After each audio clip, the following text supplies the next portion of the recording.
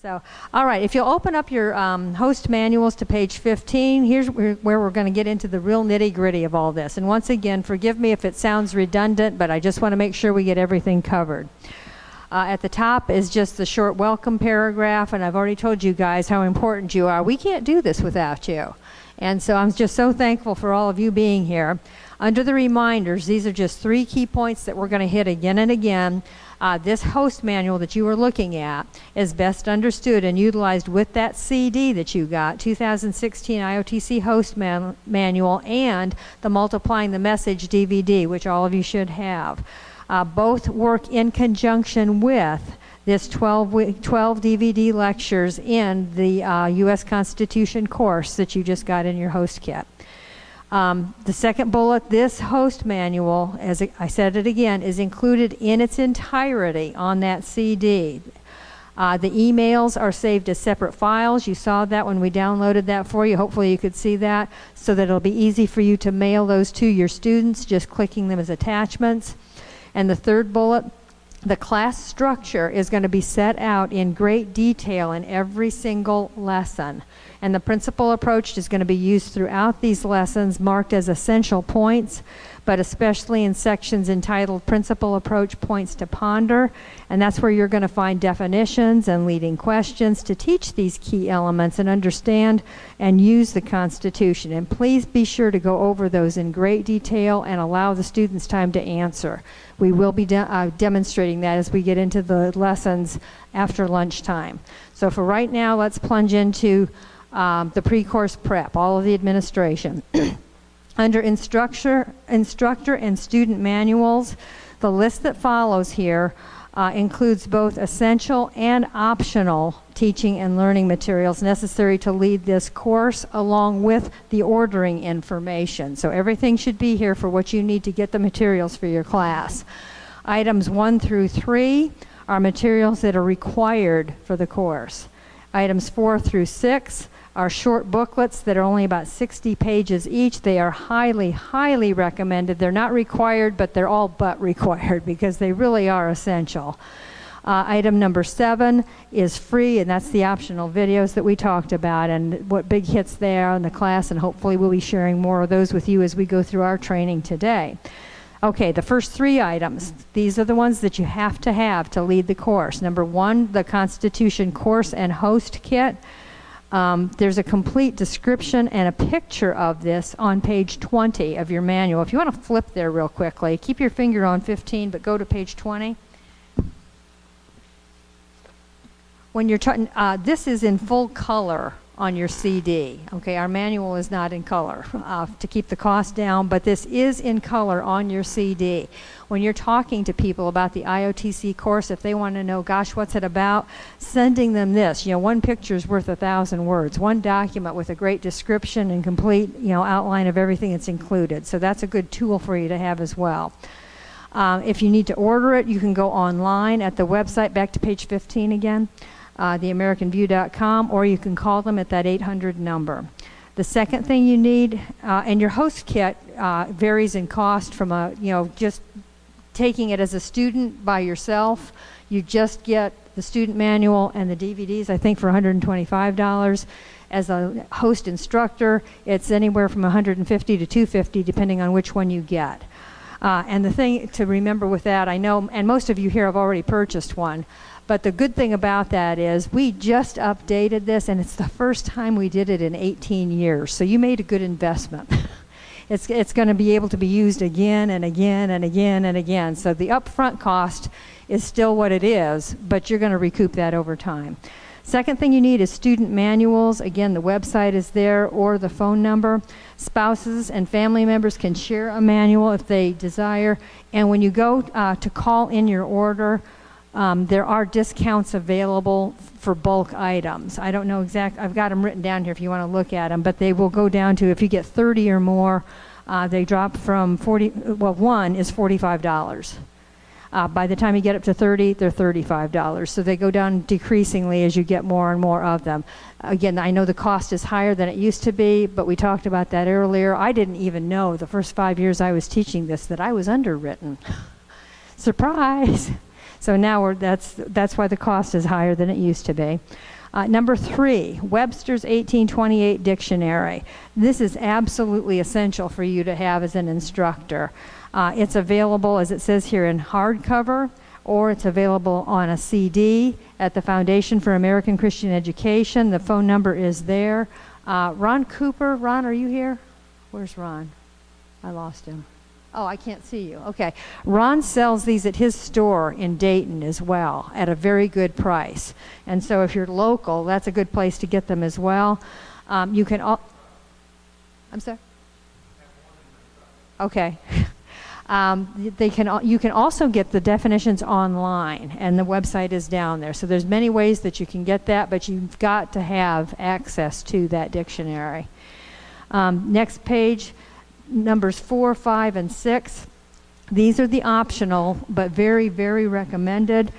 In lecture 2, I've got them with me if you want to look at them today. We've included a booklet called The Threat of Islam to Liberty and Christianity. And the subtitle is Jesus or Muhammad, Who Brought Liberty to the World? This little booklet, well, I'll just read what it says here. Our conflict in America is not just with radical Islam. It's with the religion of Islam itself, which does not support our founding principles of liberty, equality, creator-endowed rights, freedom of worship, and more. The history and principles in this book must be understood to address this issue properly. What you can do with these books is you can just include them in the cost of your course so that everybody gets one, or if you want to, you can take individual orders at the time that you present them in the class. Because one of the things I found, I like to get them with the course so everybody's got them, and I just bring them in that week and give them out to the people that ordered them. But most people, when they see it, if you give them the option, they want more, because this is a dynamite education tool for people to understand. And so we'll cover that later too, about ordering extra copies. But that's optional, but highly recommended. Next one, number 5, is the County Sheriff, America's Last Hope. We've been including this one all along. Once again, jurisdictional boundaries and proper authority at all levels of government. Only 60 pages long. So important. And so that one we include with lecture 5. And then lecture 9, Watchman on the Wall. I'm sorry, lecture 8. Wake up the sleeping giant of the church by educating pastors and the congregations of their Christian duties regarding government. Again, you can get, Jake has offered us at the I.O.T.C., if you order these separately, you're still going to get them less than if you go to the website where they're available. I think he knocked $1 off of each of them. If you order all 3 of them as a set, he even knocked another couple dollars off of them. So we're trying to make this as cost effective as we can for you to be able to get these into the hands of all your students. Okay, and then lastly, the optional video clips. You got those for free just by going to the website. And you'll notice in really bold letters there, I've got, again, for easier access throughout your classes, be sure to download this list of videos onto your own laptop that you're going to be using in class. And take some time to view them in your class prep, and they really enhance the lessons. You'll see that as we go through this.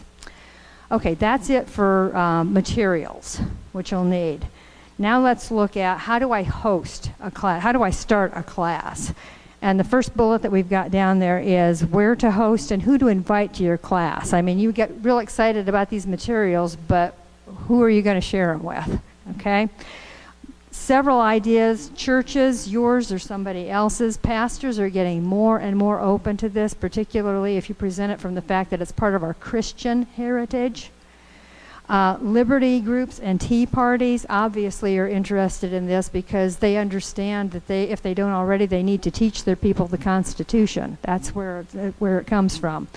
A neighborhood or a home study group. Community groups, Rotary, Lions, and Scouts. Some of these people are really, they claim to be American institutions. Well, let them know, and we'll show you how to do that in a winsome way, that part of being an American institution is to learn the Constitution, the law of the land. Political groups. We are a nonpartisan education teaching. We are fiercely nonpartisan. However, Offer this up to your Republican men or women's group, or to your Democrat men or women's group, to your independents, to your libertarians. They all need to know the Constitution. This isn't about right wing or left wing. This is about America and the Constitution, about principles. Number 6, public or private school room or a local library. Now, as I mentioned earlier, there's special classes now that are available for high school and college age students called the American Clubs, and there's more information coming up in your book here on that. But the public schools are actually, well, you know this, they hit your property tax. You buy them. They're funded by you. And so they are supposed to open up their classrooms to you after class time is over in an evening if you want to lead a class there. Now, they might not necessarily be willing to do that, just depending on how friendly the person you're talking to or the school board member is, but they are legally, they're supposed to open that up to you. So just so you know, that is available to you and should be at no cost because you're already paying for it. I'm sure there's other ideas too, but that's just some of the many places you can hit. Another one I didn't put down there with at your church is these are great Sunday school lessons. We've got shorter lessons now. And I mean, you can make them longer with more questions, or you can make them into 2, but you could use these as Sunday school material. Okay, here's a biggie. The next one, what to charge students at the top of page 17. The minimum fee would be the cost of their materials. And right now, you know, your booklet, your student manual is $45 for one. And these books here, if you got all 3 of them, he's offering, I think, for like $18.95 or something. And so you've got that's like $65 plus shipping and handling. And so your minimum to charge the students would be at least $70 just for their materials. And if that's as much as you want to do, that's fine. But you know what? If you want to recoup your costs, for heaven's sakes, this is a college level course. Don't feel guilty or wrong about charging students to take this class. At the I.O.T.C. at the headquarters, they actually charge the students $10 per class so that when they come, they're paying for each class as they go. And that's in addition to their materials. So, you know, use your own ideas there. Just a note, if you didn't make your changes already, at the top of page 15 where it says what to charge students, down on line 1, 2, 3, 4, 5, where it says these optional books are presented in lectures 2, 6, and 9, that should be 2, 5, and 8. And it will be in the new one.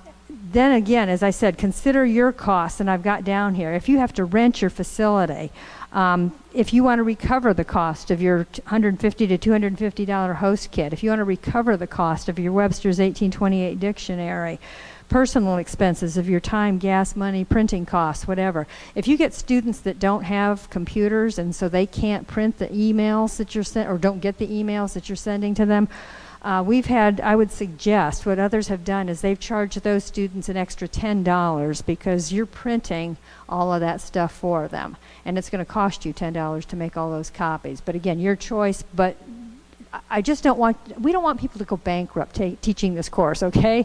We want you to keep teaching it and keep teaching it. So do what you need to do so that it's not painful. Planning and promoting your initial class. Who do you want to reach? You know, think through what your hopes and expectations are regarding these materials. Do you want to lead a small group in your home or church with family, friends, and neighbors or coworkers? Do you want to lead a larger group within an established organization like a church or a Liberty group? Who you invite will also help you determine how you invite. And keep this in mind as we read through the options and the materials available. Now, Brian covered this next point a little bit already. One of the most important things that you can do as you're getting ready to lead these classes is to get a partner. This is the single most important element of planning. You are going to be busy preparing and leading this class. The importance of a partner, of someone to assist you in the administration, cannot be overemphasized. My administrators take attendance, they take the money the first night the people come in and give the books out. But even more importantly is this next line. This person needs to have an understanding or a willingness to be taught about computers, cable connectors, DVD players, Wi-Fi connections, cell phone hotspot apps, or whatever is necessary to play the DVDs and to access the optional YouTube videos. If they have previously conducted a class, they could serve as a co-teacher. You could teach one week while they do the video stuff. They could teach the next week while you do the video stuff. Whatever works for you, but get a helper, because as you've seen, for me to try and continue to teach while Brian's loading all this stuff would really be a pain if I had to load all that stuff. And so you really need to learn that or have somebody who knows to do it. And the coolest thing about that is get a young person. They know how, and they'll learn while they're helping you. So you can have them help you out and learn at the same time, but very, very important to get somebody to work with you on it, okay? All right, what about marketing? Here's some initial presentation steps. If you're conducting a small group or home study, just speak from your heart to those that you want to come, okay? You'll find some talking points below here in a moment. If you want to reach out to your community, you have a couple of options for a bigger class. First of all, community or political organizations, like we mentioned before, your Liberty groups, Rotary, Optimists, etc., they're often looking for speakers or for projects to offer to their members. So consider contacting them about a patriotic program, studying the Constitution. It may be possible that one of our I.O.T. speakers could actually come to your group personally. There's a whole speakers bureau, 6 of us listed on the website. I'm one of them, and I am very willing to come and tell people about this if you want me to. All of them are listed, and their photos and their bios at theamericanview.com on our website so that you can see. It's under Outreach Speakers, so you can check us all out and see who you want to come. Second, however, there is a cost involved if they have to fly. They can't pull that out of their pockets, so we'll talk about that later too. Second, you can introduce the program yourself. And we've provided the material necessary to assist you, and here's the suggested steps, whether you invite an I.O.T.C. speaker, or whether you do a do-it-yourself, okay? The first step here, I'm on page 18 if you're following along with me, is find a key person from the group that you are approaching.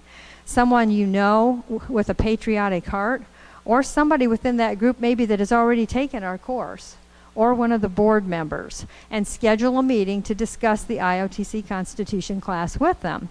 Number 2, once you're there at that meeting, briefly share what the I.O.T.C. is about. And here's our mission statement right there for you. The mission statement of the I.O.T.C. is to restore our American founding fathers' biblical, constitutional American view of law and government. They believe that fidelity to this American view is crucial to the preservation of liberty. That's a nutshell of what we're about. Number 3, share your personal testimony of how the I.O.T.C. has impacted you, or share one of the many from the I.O.T.C. testimonials. If you want to turn to page 21, I want you to notice, here's just a very small sampling of some testimonials from people. Notice the one at the top of the page is from Judge Roy Moore. That's a pretty good endorsement. The next one down is a pastor. The next one down is an engineer. Bill, you may recognize that one. The next one down is a teacher, a college professor, a homeschool mom. You know, we've got we've got so many endorsements, but what we've tried to do is just make a one-page document that kind of cut across the board and got a lot of people, and read how it impacted some of these people. So you can share your own testimony or share those testimonies with them. Number 4, determine the best way to conduct. I'm back on page 18. Determine the best way to conduct this initial presentation at their group meeting. Inviting an I.O.T.C. speaker will likely involve expenses and the sponsoring group would have to cover. A do-it-yourself presentation, which the example is set out below, is going to be free unless you're going to charge for your presentation. Number 5, determine whether or not you can use their facility for these classes, or if you have to find your own. If you do need to secure a separate location, public school classrooms are available after normal school hours if you can find a friendly administrator or teacher. Your church will often offer a classroom for a once-a-week Constitution class. Community centers have rooms available, sometimes for a small fee, sometimes they're free. Senior centers have a room sometimes that they'll allow you to use for presentations like this. But you need to be sure, it says here, of the availability of a TV, a DVD player, and Wi-Fi internet access when you're looking for a class. Make sure you've got all those things in place. And then make any necessary room or location reservations as soon as you have the dates determined for your class. And then lastly, determine how to work with the organization to promote your event. Email, flyers, internet, Facebook, phone calls, social media is a great place to go, but face-to-face, one-on-one with people is the best of all. But if you're already within an organization, you've already got a group of people there that you can pitch this to. But this is other ways to promote it in addition to that. Next is if you want to do a do-it-yourself presentation. Hopefully we've given you the tools you need here. You can use a prepared statement if you're not comfortable writing your own to describe our program. And I've got in parentheses, in addition, to make this presentation even more compelling, if you've got a laptop computer, bring it with you if they have Wi-Fi availability, because you can show a short video, one of these optional videos afterwards, and that's going to be your most impressive part of your presentation, trust me, when they can see that little clip. And we're going to do that in a minute here. Now, the statement that is in your manual here is taken directly from a sample course flyer in this manual as well. And I'm just going to read it to you. It's, telling the person something like, again, make your own statement if you want. We're not trying to put words into your mouth, but sometimes you don't know what to say. And so if you need help with that, you can tell them just what it is here. As parents and grandparents, you have the opportunity to touch the hearts and minds of your generation and the next. You hold the keys to the future. The Institute on the Constitution invites you to learn your godly American heritage and birthright. Join your friends, neighbors for this highly acclaimed 12-week Constitution course. History is more than dates and dead people. Join this class and see how we bring it to life and where you fit in. Invite your children and your grandchildren. Learn alongside them and make this a multi-generational experience. You not only learn from the founding documents, but you're going to learn how to use them and to restore and retain your freedoms. From the Bible, we'll explore the origins of history, law, and government. From primary source documents, we'll look at history through the eyes of our founders to discover true original intent. From a line-upon-line study of the Constitution, we'll learn and apply the principles we find to modern-day issues of freedom and liberty. After you do that, what did that take me? Maybe a minute and a half to say that. After that, you can follow it up by reading a couple of those testimonials that I just shared with you on page 21. Most of these folks will have heard of Judge Roy Moore, but even if they haven't, that it's coming from a judge is pretty impressive. And then, Brian, I hope you're getting ready for the next one here. If you have internet access, finish with one of 3 powerful optional videos found at our website. If you recall, when we pulled up the resources and the supplemental assignments, at the very top of the optional video clips said that these 3 are for promotional purposes.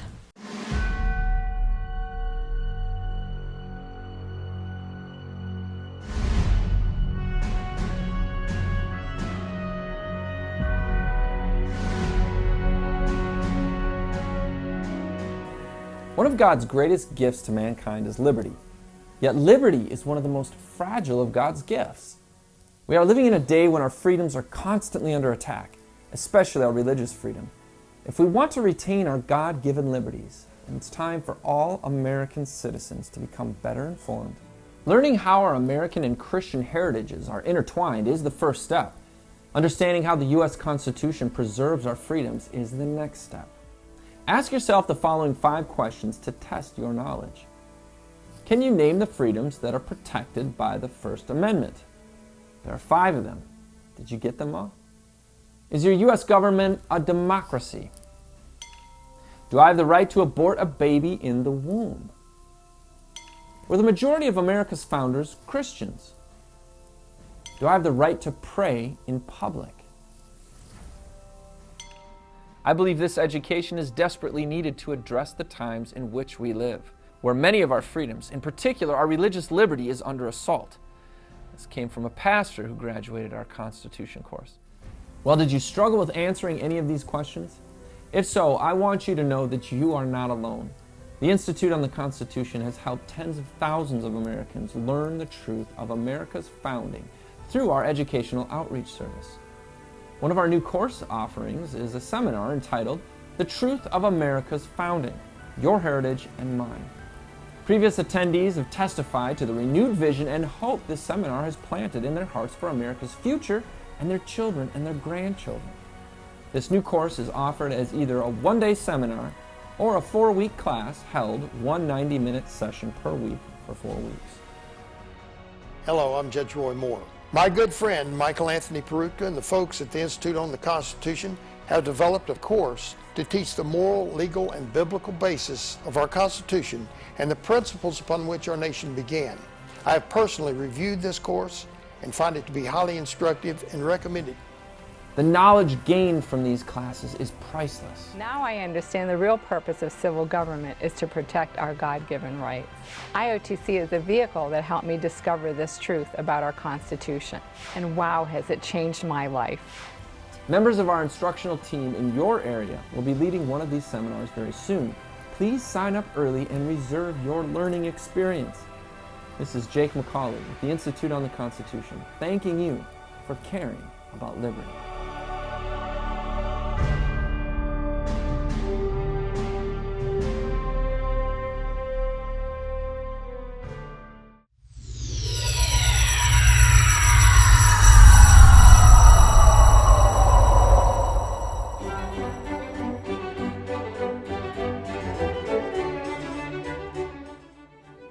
Anyone who desires to be ignorant and free desires what never was and never will be. Let me quote Thomas Jefferson again. Anyone who desires to be ignorant and free desires what never was and never will be. When Jefferson, the principal author of the Declaration of Independence, wrote these words, he was expressing a truth that relatively few Americans appreciate today. You see, an elected or appointed official is required to take an oath to defend the Constitution of both his state and the United States. His job then is to follow his oath. Fair enough, but what if he doesn't know what the Constitution says? How can he do his job? And what about the rest of us? What is our job? As citizens of our state or of these United States, our job is to hold him accountable to his oath of office. But how can we do this if we don't know what the Constitution says or what it means? If we don't know the rules, then how can we tell if they're being followed?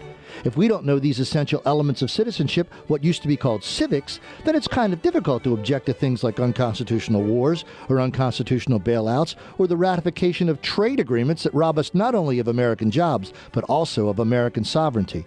It's kind of hard to raise an intelligent argument against unconstitutional sobriety checks or even torture tactics if we don't know the rules and the principles on which they are based. In short, if we are ignorant, it's not long before we won't be free.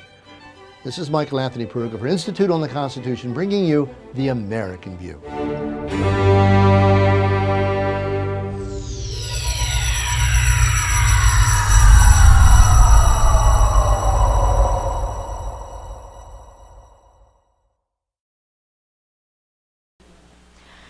Okay, well, let's move on down then to the next section called Promotion and Preparation Materials.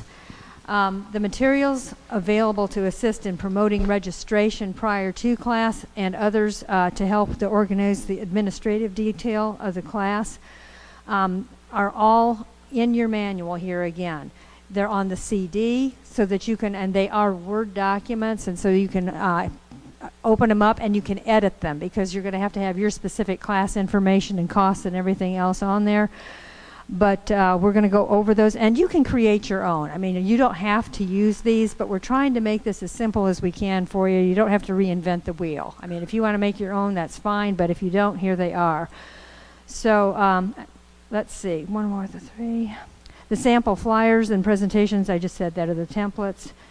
And there's another video. Okay, let's go through those things down at the bottom, those bullet points. The first one is the course content, and if you turn the page, you already looked at that. That's your I.O.T.C. host kit that has all of the details of the class on it. That's in full color, and as Pam said, all of these things you can email and share with other people to send out to them. The testimonials, you saw that. Again, you can send those out or just use them to read. If you continue turning the page, the next thing that you're going to find is on page, what page is that? 22, that would be. You've got a sample promotional flyer that's church bulletin size. It's cut in half there. You'd have to put your own information in there, but that's suitable for that size or just a smaller one. The next page, page 23, that one is where I took the wording from when we were describing what the course is about. That is also, it's very pretty when it's in color. It's kind of dull in black and white, but it's in color on your CD. When you download that one, again, you can edit it and put your personal information in there for your personal class, and you can print them out or you can email them, however you want to do that. The next page after that, if you keep turning, is the first one is the registration information, name, phone number, email. And it's your choice whether you want people to send you checks beforehand or whether you want them to just pay the night they come. Because the materials cost more now, it might be wise to get that money up front, but that'll be your choice. The next page after that is the actual attendance sheet. People do have to attend 10 of the 12 classes in order to graduate, so you do need to keep attendance, and there's a template for that. Continuing, the last thing that's listed on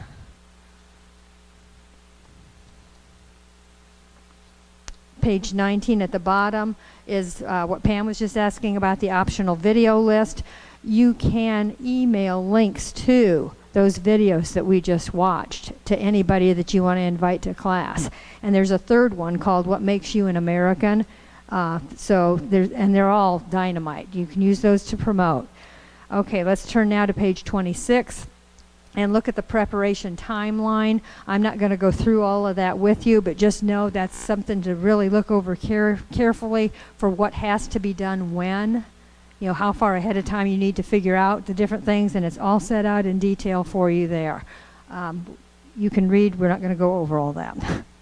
I will go down to the last one. 1 to 2 weeks prior to your class starting, the last bullet on there actually says include an optional video link. When you send an email to remind people to come to class the first time, put a video link in it, because that's going to intrigue them even more and make them more excited about coming to class. And that's a great, the third one on there. It could be any of those three, but the third one's a good one. Okay, now let's go to page 27, because this is about you. It's about your personal preparation and keeping yourself educated and updated. I understand that a lot of people are really intimidated about leading these classes because you feel like you don't know enough. Well, trust me, you probably know more than everybody in your class. And even if you don't, that's okay, because you know the answer is, there's 3 words. I don't know. But the next ones are even more important. But I'll find out.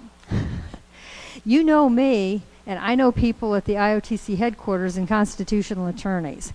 And so don't be afraid of any questions that come your way. Just be honest. If you don't know, tell them you don't know, but then go find out.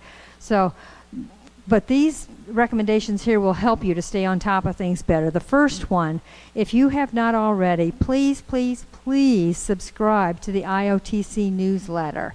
When you go to theamericanview.com, the website we keep showing you on, one of the things on there says newsletter subscribe. All you got to do is click on the button and put in your email. There is no cost, and you will get a once a week newsletter that includes constitutional commentaries that are 3 to 5 minute videos that are going to relate a constitutional principle to a current event.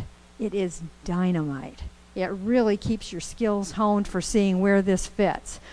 There's also going to be articles and other videos and updates on the I.O.T.C. there. It's a whole newsletter. You can look at what you want to look at. Don't look at what you don't want to look at. But those videos make it so worthwhile to keep you grounded and understanding what's going on constitutionally.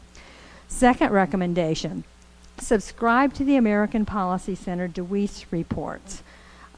These are email reports, and they center on Agenda 21 and sustainable development property rights violations, particularly in your local communities. This man has materials for unmasking and overthrowing these regional planning commissions that are popping up everywhere. And again, there's no cost, I don't think, or if there is, it's a very minimal one to subscribe to that. Very important information to keep yourself on top of what's going on in your local communities. Third recommendation, We all need to be better versed in our own American history. Alexander Solzhenitsyn was a survivor of a Russian gulag, and he said, if we don't know our own history, we will simply have to endure all the same mistakes, sacrifices, and absurdities all over again. What a quote. I can't think of a better tool for learning our American heritage than Bill Federer's American Minute. Have you guys heard of him? Okay, well, if you haven't subscribed to that, it's a daily email history lesson.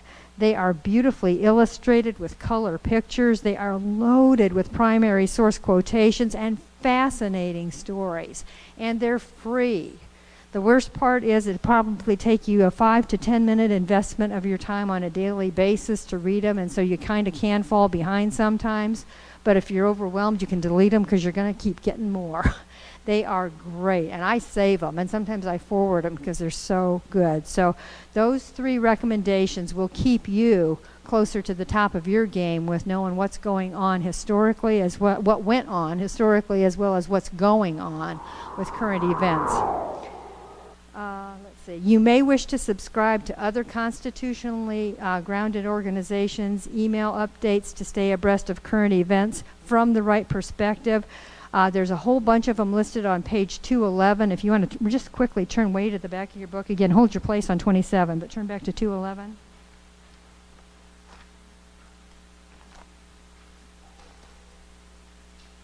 It's entitled Constitutional Resources, and most of these, they're listed under categories. You notice we've got education, environmentalism, and immigration, law enforcement, et cetera, et cetera.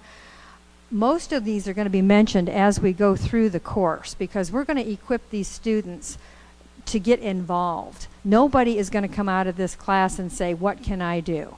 If they do, they've been sleeping, okay?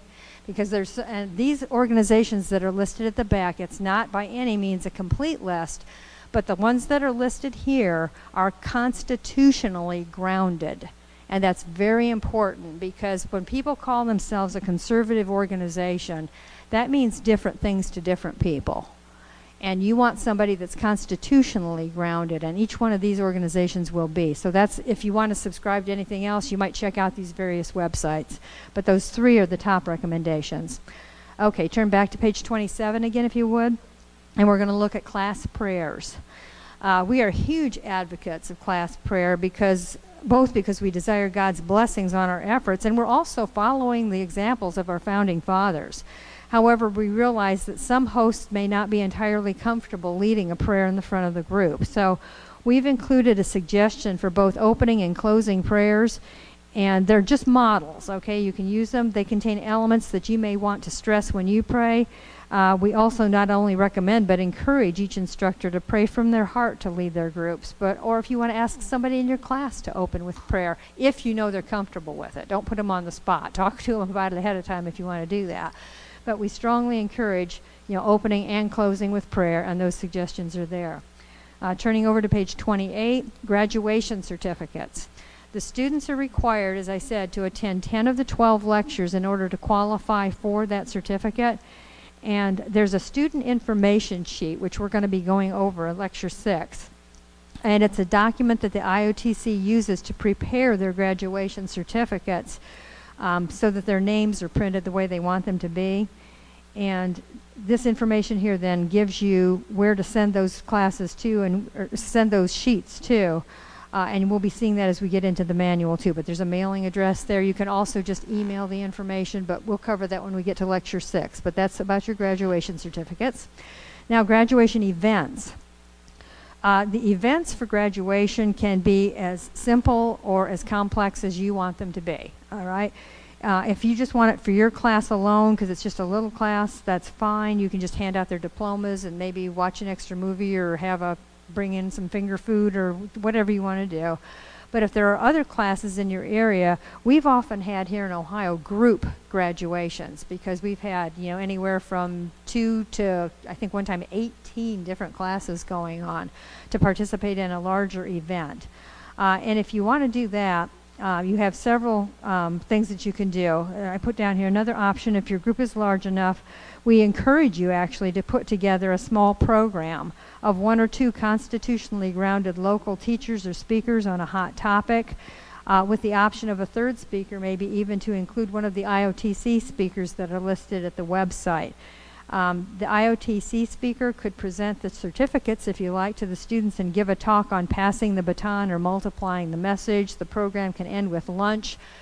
They're tremendous events for learning, for networking, for figuring out what people are going to do from there, and we even open those up to the public so that they can also be promotional materials for your next class. You know, somebody who hasn't taken the class can come and hear these speakers and want to come. So I think that's what I put. Lunch at the end, as I said, provides for networking. Okay. One more great program. We've just got 2 little paragraphs on it down here. The American Clubs. The American Clubs are the I.O.T.C after-school program for high school and college age youth.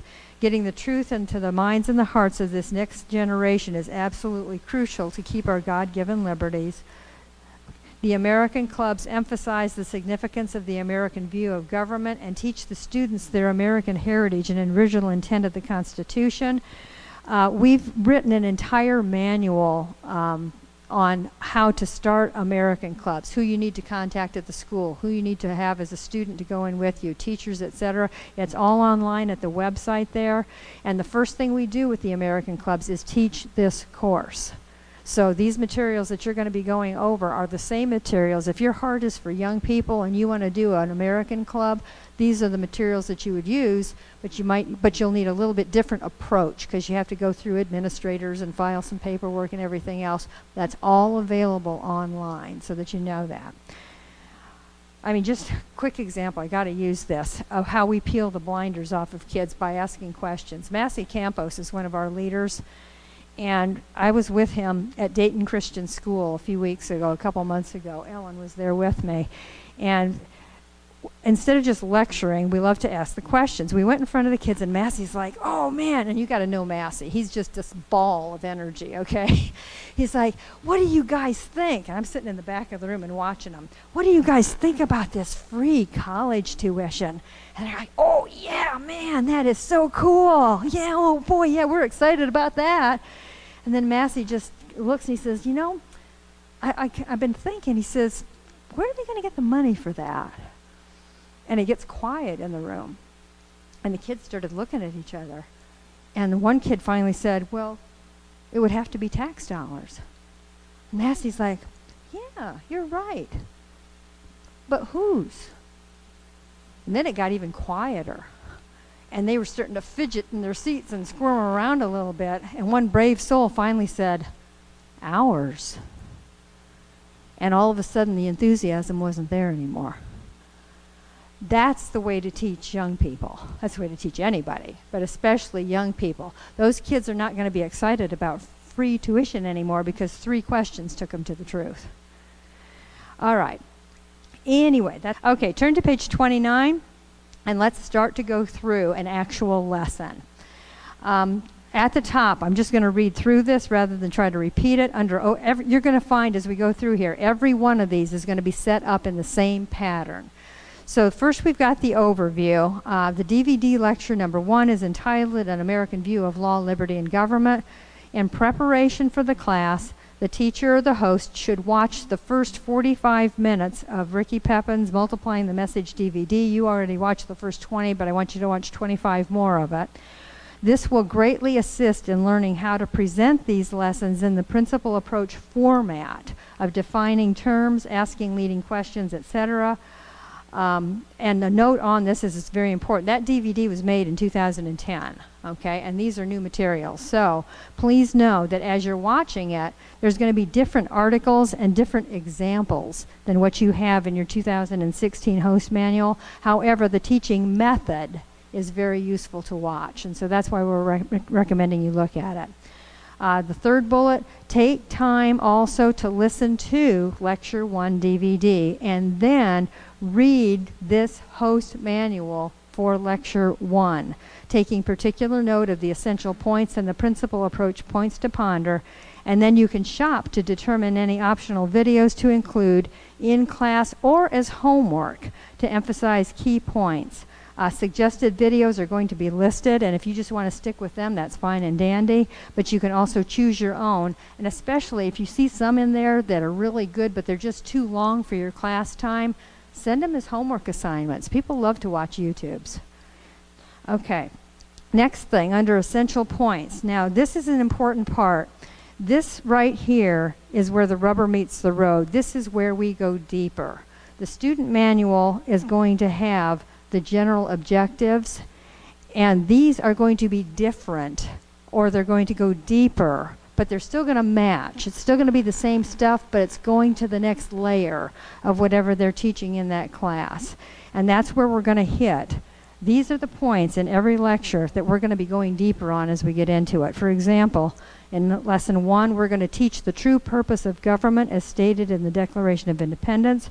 We're going to define the laws of nature and nature's God historically, and then we're going to apply them currently.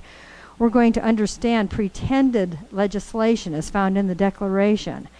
And once again, there's that reminder again, please download these optional videos because we're going to be using them throughout the class. The course introduction and administration. As you open your class, if you need to, introduce yourself. Give a little bit about yourself and who you are as regards to the I.O.T.C. or about how you just learned about history after you got out of school, whatever relates to you. Just introduce yourself a little bit. Make sure that you're taking attendance as you give out the workbooks. Collect any necessary money if you haven't gotten it already, and explain the future attendance policy. And figure out how you're going to do that. The attendance record, are you just going to leave it at the back door for people to sign in as they come, or are you going to have an administrator there to take charge of that, to check it off as the people come in? But just make sure that they realize that they have to make 10 of the 12 classes in order to graduate. Open with a prayer and pledge. The same way, again, not because we're a right-wing extremist or a religious fanatic, but because it's what our founders did. And it's what they do today, in Congress and in the Supreme Court. Follow it with the Pledge of Allegiance. Make sure you've got a flag if you want to do it. Again, that's up to you. And then under talking points, this is their first class. And so we want to prepare their minds and hearts to learn what it means to be an American. We want to inspire and validate the importance of what they're about to learn and help them to identify personally with their own history and goals for the future.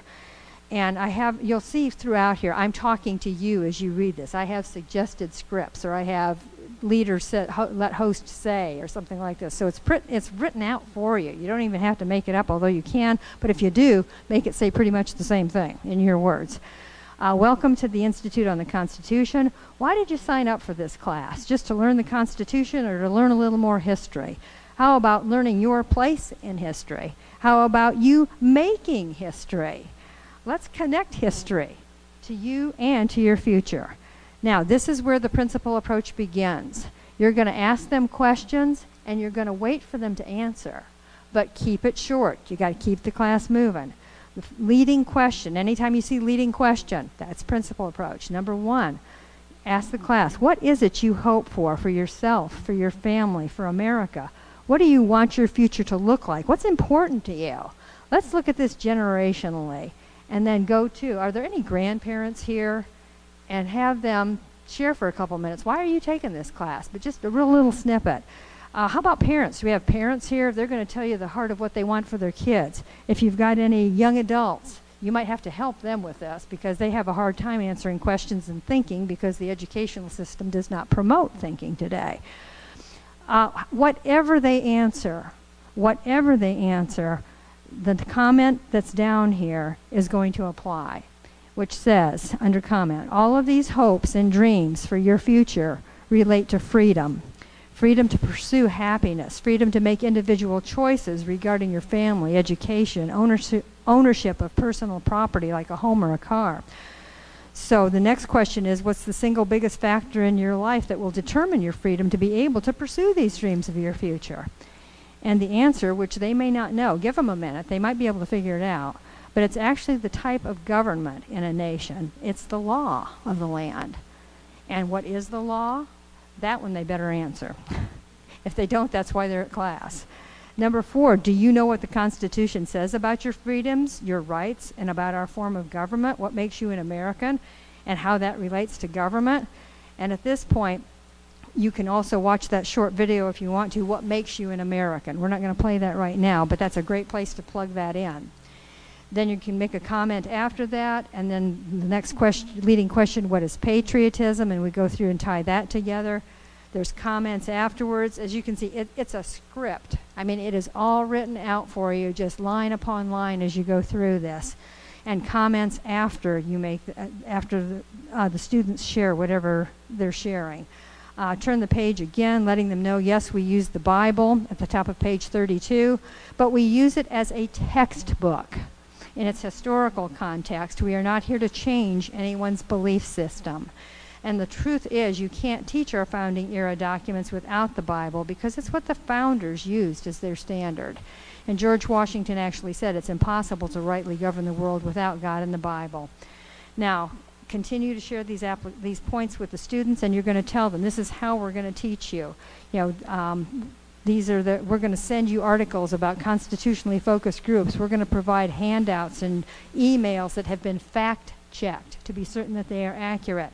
And that 4th bullet is super important. Emphasize that these education and action opportunities that we will present to them and everything in this class is focused on learning and adhering to constitutional principles, regardless of party affiliation. Then let them know, and Holly, I'm finally getting to your question. The emails, weekly email, article and discussion. There's 3 articles, you saw that on the CD, you saw that in your manual here, that are attachments to the students, and these will go after class, because the first time they come, we don't want to hit them with this until after class is over. And remember, they're on your CD. The emails for subsequent weeks will be mailed before class. So this time, this first week, they're going to actually receive 2 sets. They're going to get week 1 from you, then give them a couple days or so, and then send out week 2 to them. And then from then on, they will receive those emails before class. And there'll be instructions with each one of them. Some of them we're going to ask them to bring copies to class because we're going to go over them. Others we won't, but that will be cleared up within your manual here. I'm not going to go over this one, but just should Christians be involved in politics? If you want to just turn to page 39, just one page over. There's your article. And notice at the top it says email article 1.1. So there you've got it in your manual to go over as you're reviewing it a little bit in class. Turn the page again and you'll find email article 1.2. Those are the things that you're sending home to them this week. So all of the emails, with the exception of 4 really long ones, are in your host manual. You're going to send them to students, but you're going to have them right there to go over when you're in class as you need them in your book. Okay, going back to... Okay. I am on page 34 now. And I'm not going to go over all of this, but it's just telling you how to go through class 1 and what homework assignments you're going to give to them, explaining to the students, taking them through the student manual and how it works. The recommended, at the bottom of page 34, the note for the host, the recommended test questions procedure. We do recommend that the students complete the review or fill in the blank pages as homework. We'll go over some of the multiple choice. Remember, there's 3 kinds of questions. There's the fill in the blanks, and we recommend they do those as homework. You don't have time to go over them in class. The first week, it's going to be after class. Second week and after, we actually recommend they fill those in before they come to class because it will help them understand what they're seeing in the video if they do it ahead of time. But for this first week, let them know that's a homework assignment to fill those in. The answers are in the back of their books. We will go over some of the multiple choice test questions and some of the true or false during class. And this is where we're going to use the principle approach to begin teaching the students how to think through some of those important biblical governmental principles. And for a quick reference again, so that you don't have to be flipping back and forth, we made the manual this time. If you will turn to page, I'll get there in a second. Page 42. The last pages of every lecture, 1, 2, 3, 4 of every lesson, are going to be the test questions, the multiple choice, followed by the true or false, with the answers right there for you in your manual, so that you're not going to have to go back and forth. You'll have everything you need right in this one book to be able to go through with them. Okay? And that's what we will be referring to, that, going back and forth. Now, come back to page 35 again. Here's the heart. Principal approach points to ponder. As you take the class through these weekly tests and true or false questions answers, some are going to be selected as a springboard to emphasize important principles. These selections will be set out in detail within this principal approach points to ponder, along with leading questions to take the students deeper. Feel free to review as many questions as you like each week, but be sure to leave sufficient time to cover the principal approach or essential points as they are written out, because these are the foundations. This is where we want to lead them. And these points that you're going to find here are going to correspond with the essential points that were listed on the first page of every lesson. So you'll be able to go back and forth to see those. The first week, just briefly, we're going to go over the purpose of government. Let's do one so you can see it in action, okay? Tell your students to turn to page 27 in their student manuals. If you want to do that, you can do that in yours, just so that you're following along. And these are true-false questions. Let's do that.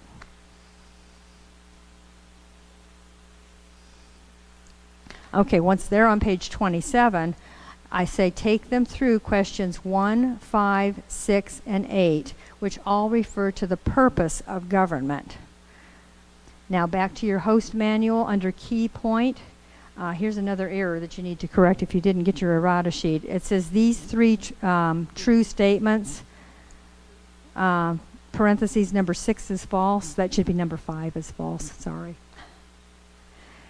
So 1, 6, and 8 are true. So these 3 true statements and number 5, which is false, indicate that the 3, now notice you're telling the students this, that I'm sorry, I'm getting ahead of myself. Ask them question number 1. You know, one of the purposes of government is to maintain order so Christians and others can practice right living. Have them answer. Ask them question 5. Don't go through it, just ask the ones that are written in your manual. Skip to question 5, read it, make them answer. Go to question 6, read it, make them answer. Go to question 8, read it, and make them answer. Then, after they've answered them, you tell them, and this is in your host manual, these 3 true statements and the 1 false indicate that the 3 main purposes or principles of government is to maintain order, restrain the exercise of sin, and enforce God's standard of right and wrong. Okay, you've made your point where you're going. Now, leading question, would any of these 3 purposes include providing goods and services or finances, monetary entitlements for individuals? And of course they wouldn't, but they have to answer that. So leading question number 2, where did this idea of government's purpose originate? Now you're going to take them to founding documents, which are in the back of the student manual. And it says to have them turn to page 222. It should be page 223. We're off by 1 there. And find the Declaration of Independence and together read out loud. Now I'm reading this right off of the host manual. Together read out loud, beginning with paragraph 2, together with them. Have them read. We hold these truths to be self-evident, blah, blah, blah. And read through, too, that to secure these rights, governments are instituted among men. Stop. Leading question number 3. What does the Declaration of Independence state is the purpose of government? Make them answer you. They just read it from the founding document. You didn't tell them. The document told them. And then you can reiterate after they answer that this is describing protection of rights, not provision of services. The next one, taking the students back to page 27, ask them true-false question number 2. Notice I'm not doing these in order because I'm just hitting certain points, which refers to Blackstone's teaching that municipal law must conform to the revealed law and the law of nature. And after they read that, or answer that, the next question is, what is it?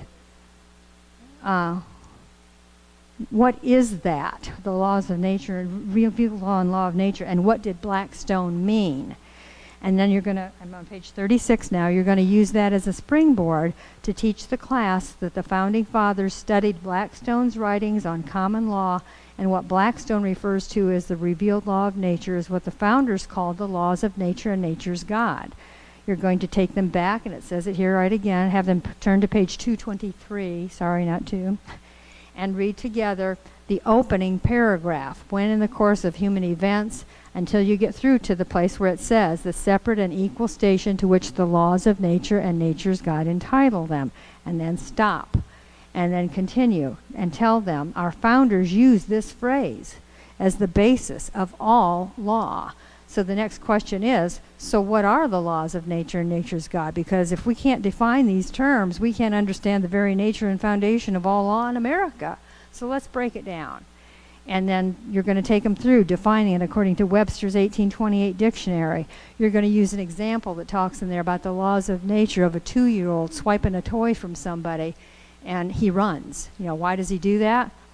Did he read in the paper that morning that it was wrong? Did he hear it on the radio? I mean, his little God-given conscience told him. Little ones know. You're going to give them examples, as you can see, not from founding documents, from real life, to understand what these laws of nature and nature's God are. Continuing through, I'm not going to go over the whole lesson, but hopefully you're getting the flow of how we're using the questions in the student manual as the springboard to teach the deeper principles. And we're going back and forth between the founding documents to do that and Webster's 1828 dictionary to do that, and we're bringing connecting all of the dots until they're going to understand by the time they're done with this lesson that you are creating a foundation on which the rest of this class is going to be built upon. I got ahead of myself because,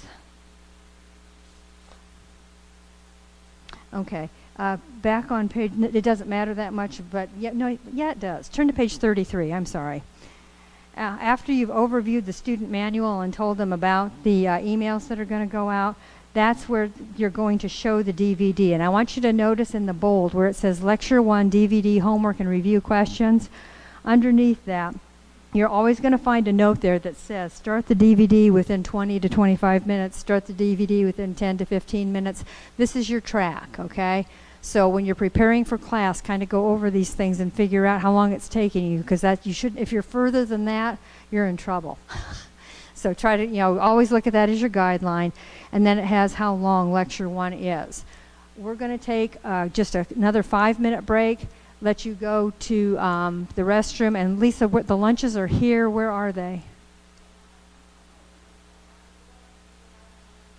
Okay. I don't know if you heard that, but I'll repeat it. Go out the door to the right. The lunches are there. They have your names on them. They should be all set. Pick it up. Make your potty stop if you need to, but please come right back in, because while we eat lunch, we're going to actually watch Lecture 1 so you can see how much they've been changed from the original ones, okay? Thank you, guys. So you could see in the lecture, again, he's following the student manual with an outline very, very closely as they go along, and then afterwards, you're going to come in and use your host manual, as I started to demonstrate to you, and it's actually written, go over questions 1, 2, 5, and 8. Have the students answer them, then say, and you've got your script to go through. And we're going to take them through defining those terms. We're going to do it again through the definitions and through going to the founding documents that they are going to read themselves instead of us just telling them about that. I believe once we get to the end, you've established the fact that if you want to turn to page 37, we talk about the difference between power and authority, of how the government tells you to, how do you reconcile it when the scripture tells you that you're to obey the governing authorities, but the governing authorities are mandating things that are against God's law. That's a very heavy question, and we address that point blank, right face to face, by defining terms again of the difference between power and authority, and then getting into what the founders referred to as pretended legislation. Once again, in your founding documents, I want you to notice too, on the bottom of page 37, it talks the essential point at the bottom where it says, just above that, it says, civil law is valid only if it conforms to the laws of nature and nature's God. And Jake said that in the DVD, but we really want to underscore that. And so one of the things that we've done to make your job easier for you, if you turn to page in the student manual, page 223, you're going to find your founding documents. I said 223. And we talk about grievances 13 and 19. And in the past, you had a heck of a time finding those. Thanks to Brian and Janice nagging me, we actually had, you'll notice that when you get about halfway down the page, you've got numbers 1, 2, 3, all the way through, continuing to turn, 27. We numbered the grievances for you. So you can find which ones are which. And when we tell you to look at 13 and 19, the students are going to be able to go right to 13 and right to 19, and you're not going to have to waste time trying to find those phrases about pretended offenses. So we've basically told them, if you want to turn to page 38, at the end of this lesson, under conclusion, which is in the middle, top middle on page 38, that our founding fathers knew that the King of England was making up laws and offenses, and these were pretended because they didn't meet the criteria of the laws of nature and nature's God. And here's the application today. And there you go with the legislative. Any laws passed outside the boundaries of the laws of nature and nature's God are not legitimate law.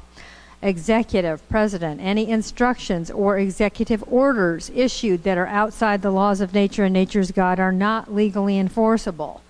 Judicial, Supreme Court, any decisions rendered that do not agree with the laws of nature and nature's God are not legally binding.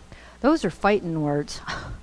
Yeah, when you consider where we are today and how little that's being, how widely that would be applied, and how people, our government officials, are acting outside of the boundaries of the Constitution. So you've set this incredible foundation for them in this first lesson, and it was pretty heavy stuff. And so we break for a moment here under concluding class. If you've got time, you notice I put under there, okay, take a breath, this is heavy stuff. If you have a small enough class, 20 or fewer, go around, if you can gauge your time properly, and give them 30 seconds to give their Reader's Digest version of their name, what they do for a living or did for a living if they're retired, and why they're taking the class. Because it's so refreshing to hear, oh, I'm a grandma, I hated seeing my grandkids not learning this. Oh, I'm a plumber, but you know what? I have my own business, and I'm losing it all to taxation. Oh, I'm whatever. People are going to get this great overview of all the folks that are here, who they are, and why they're here. And it creates a camaraderie because they've all got, even though they're all these different people, they've got a common heart for why they're there and the reason that they're there. And then we don't have time to play it right now, but at the bottom of this page I put, we do not have to be uniform to be unified. One of the optional videos, they have just poured their hearts out to you and to each other to tell you why they're doing this. We have an optional video called What Happened to the 56 Signers of the Declaration that's done by Paul Harvey. It's 9 minutes long, and if it will tear your heart out. I'll tell you what, if it doesn't bring tears to your eyes, your wood's wet. It's just remarkable, and it's a great way to finish the class. And so that's your first class, as you can see, is very foundational and very powerful in getting the class to work together, to seeing their commonality, and to seeing what the Founding Fathers did for them. And it's a great way to make sure they're going to come back the second week. Okay? And then you've got your emails at the end that you'll be sending to them after class. And let's turn over to Lecture 2, which you'll also be sending the emails for Lecture 2 that first week as well. Okay. All right, let's look again at the overview. I don't want to belabor the point, but I just want you again to see that every week we're going to tell you the title of the lectures, America's Beginnings, Discovery and Purpose of the Founder's Faith, in preparation for the class. Watch you watched up to the 45-minute point of multiplying the message last week, hopefully. You're going to pick that up this week and watch it to the end, and then you're going to be done with multiplying the message. But do watch that the second week if you can to prepare you.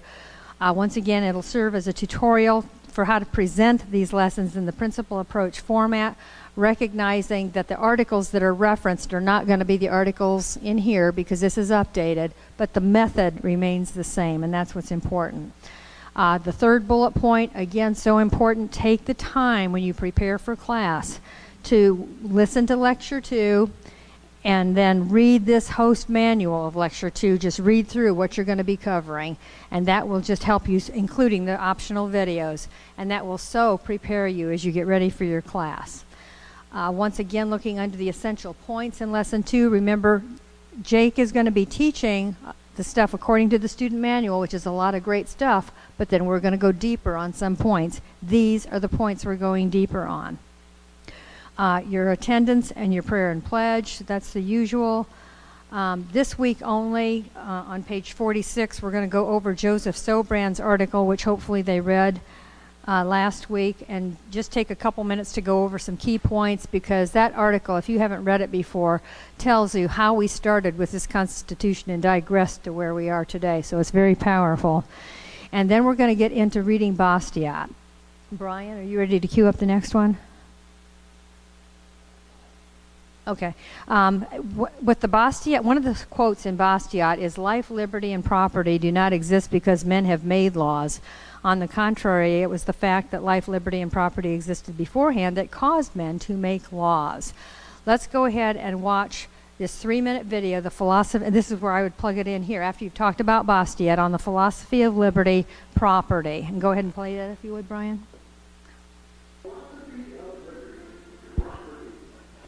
Okay, isn't that cute? And yet it's got so many solid foundations in it. 3 minutes and you've done. Your class is awake. They've tied it to Bastiat, and then we're moving on.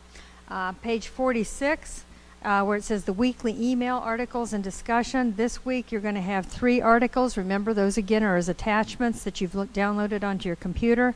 And read in your manual here, because this is going to tell you when you want them to bring certain ones to class, when you actually want them to print them. And this is one of those times when you're going to instruct them with the email that has these attachments to please print a copy of the property worksheet and bring it to class. And I would suggest that you, as the leader, bring a couple extras with you as well, because there's going to be some people that don't remember, okay? I would recommend, too, I forgot to mention this, tell your students that you really recommend, because they're going to be getting so much good information on these emails every week, including links to other websites and YouTubes and everything else, that you suggest to them that they actually create a folder on their computer to save these under, because they'll want to go back to them later and be able to, read them, send them out to other people, whatever else. And if they create a separate folder for their Constitution class, boom, everything's right there. So that's just a good suggestion so that they can get those things at their fingertips. The emails this week are the property ownership worksheet. Number 2.2 is, can a good Muslim be a good American? And we're going to be, they discuss that one after the DVD. And we give the presentation of the Thread of Islam book, or if they've bought them, this is the week to pass them out. And the third email is the biblical principles and the basis for America's law. Now, the next thing you're going to see here, this essential point, is actually the property ownership worksheet answers. And so you can just read straight from this. This is just going to follow exactly the worksheet that you emailed to them. And that will, and you just go through this and go through it with them right now in class to create a constitutional understanding of property ownership as it relates to the government. What property can the government legally own? And it's going to be pretty shocking that they can't own much, even though they try to. Turning the page after you go over the property worksheet, on page 48, then you're going to show your DVD. And once again, check your time when you're preparing for class. Right here, it says you need to be no more than around 25 minutes into your class time to show this next video. Show the DVD, and then afterwards, let's see, go over the homework assignments with them, and you can read over those later on your own time. And then on page 49, I have in boldface print, note to the host, one more reminder again about the test questions procedure. If you recall, the fill in the blanks, we're going to ask them to please do as homework, but we even prefer that they do them before class, because if they do it before, it's going to help them absorb more of the lecture as they're watching it. And then realize that you're going to be going over a few selected of the test questions and the true or false. And this is, again, where we're going to see the principal approach come into action to help the students think through some of the more important topics in there. And remember, it says here, for quick reference, the appropriate lecture test questions with the answers and the true or false statements with the answers are in your host manual as the last pages of each chapter. So you've got everything in here again. Now, one more time, just to emphasize again, principal approach points to ponder. As you take the class through these weekly test and true-false questions, some of them are going to be selected as a springboard to emphasize the points. They're set out in detail with leading questions and answers. Feel free to review as many questions as you like each week, but be sure that you leave time to go over the ones that are written in your book. Those are the key ones. The first one I'm not even going to go over it just because of lack of time, but we're going to use one of those as a springboard because it talks on, let's see, on page 41 of your student book. We'll just look at what it is. Lecture 2, 41.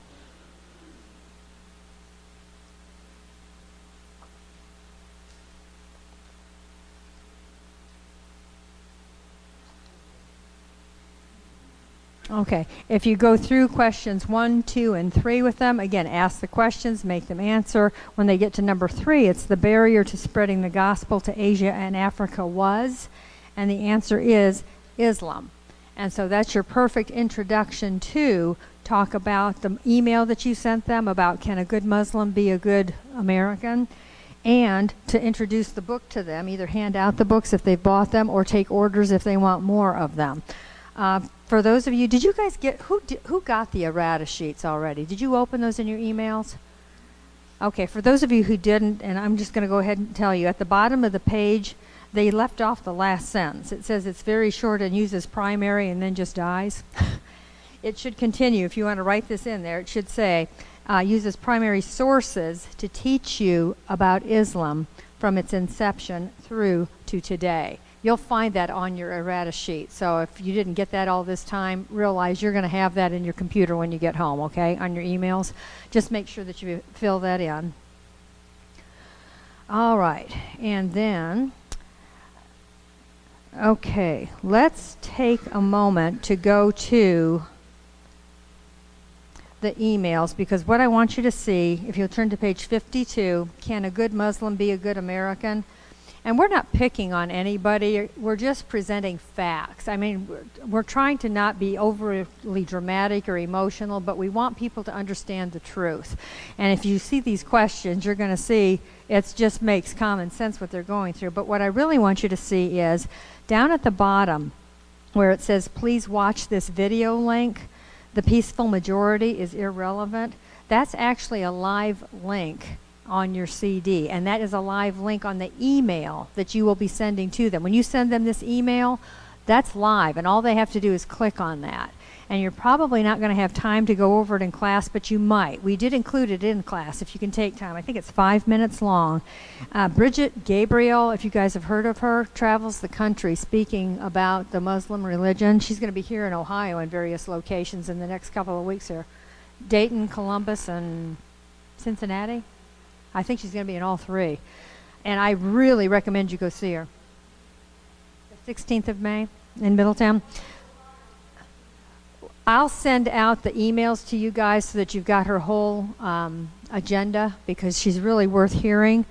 And her presentation, again, it's not hate-filled. It's just fact-filled, and it's really powerful. And underneath that, want to know more, it says the Barbary Powers Wars. That's a link to a David Barton article. The booklet, The Threat of Islam, that we talked about earlier. And if they want to order more copies themselves, or if you want a group order, there's the ordering information.